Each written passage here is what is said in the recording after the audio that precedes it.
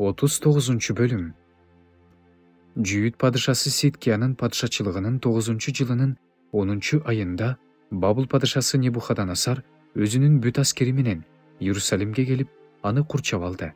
Ал эми Сидкиянын падышачылыгынын 11-жылынын 4-айында айдын 9-күнү шаар каратылып алынды. Ошондо Бабыл падышасынын баардык төрөлөрү шаарга кирип, ортоңку дарбазанын алдына жайланышышты.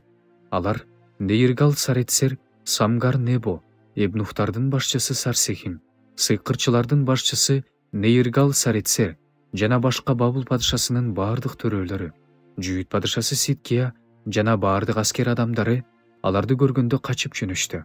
Алар түн ичинде падышанын багын аралап, эки дубалдын ортосундагы дарбаза менен шаардан чыгып, түздүккө кеткен жол менен жөнөштү.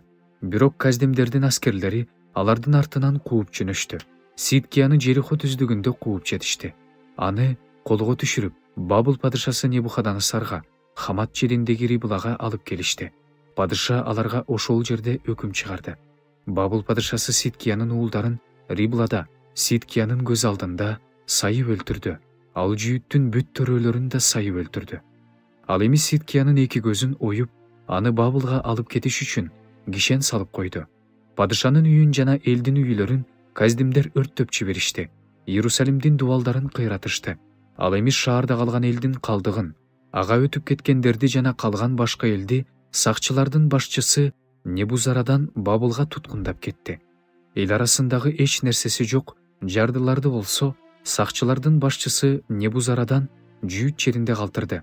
Аларга ошол эле күнү жүзүмдүктөр менен айдоо жерлерди берди. Ал эми Жеремия тууралуу Бабыл падышасы Небухаданасар сакчылардын башчысы Небузараданга мындай буйрук берди: аны колуң алып, ага көз салып жүр. Ага эч кандай жамандык кылба. Ал сага кандай айтса, сен ага ошондой кыл.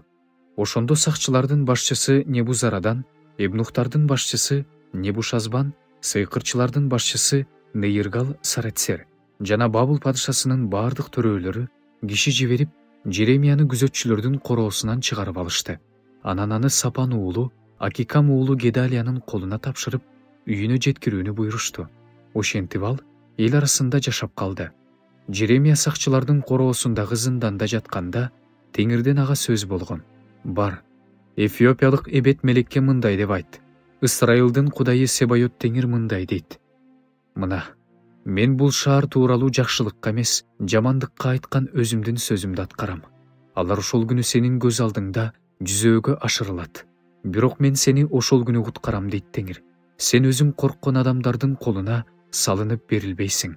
Мен сени куткарам. Сен кылычтан өлбөйсүң. Сенин жаның олжо ордуна өзүңдө калат. Анткени сен мага таяндың дейт Теңир.